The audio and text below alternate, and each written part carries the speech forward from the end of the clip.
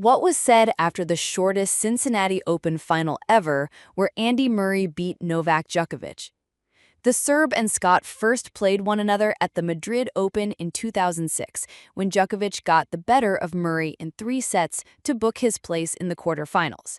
11 years later, they played their 36th and final match as Djokovic again beat Murray in a deciding set, clinching the Qatar Open title. Over the years, Murray and Djokovic played several classic matches on the ATP Tour, entertaining fans around the world. Not all of their matches were 5-set epics, however, as some were over and done with rather quickly. Back in 2011, Murray beat Djokovic 6-4, 3-0 in the shortest ever Cincinnati Open final when the Serb retired with an injury. After the match, both players were asked about the injury and whether the hectic tennis schedule had played a role in Djokovic's retirement. During his post-match press conference, Djokovic gave his verdict on whether the tennis schedule was too busy. "Yeah, well, we can discuss this for the whole day," he said. "I mean, we do have some things that we are trying to change in the schedule. There will be certain changes from next year. The year will be 2 weeks shorter, but still the intensity is going to be the same, if not tougher. But look, it's the same for everybody. We just have to, I guess, get used to it and adjust." Murray was asked the same question as he commented on the number of matches Djokovic had played in 2011. "I think with the amount that Novak's been winning, things are going to build up throughout the course of the year. He's played a lot of matches.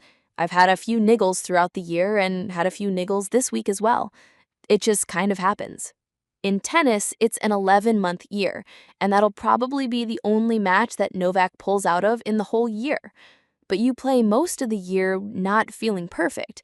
The plan is to be feeling perfect going into the Grand Slams. That's really been my goal this year and done a good job at it so far." Murray was right to mention the schedule Djokovic played in 2011, as the Serb lost the Cincinnati Open final in his 59th match of the year. 14 years on, the schedule continues to cause problems, as several players have called for change during the 2025 Cincinnati Open.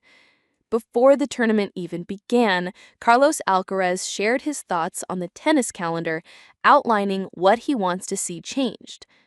"We're trying to change the schedule a bit, seeing if they can remove more tournaments so we can have more rest time, more vacation time," he said. "It's not easy, but we're trying." In round 4, Russia's Khachanov suffered an injury, and while he wasn't prepared to blame his retirement on the tennis schedule, he did suggest something needed to be done. "If we speak generally, our schedule is quite difficult. I don't want to complain, but at these big tournaments, on one hand, we have more days to rest, but on the other hand, the schedule is still very busy, jam-packed. It's probably time to look at the schedule."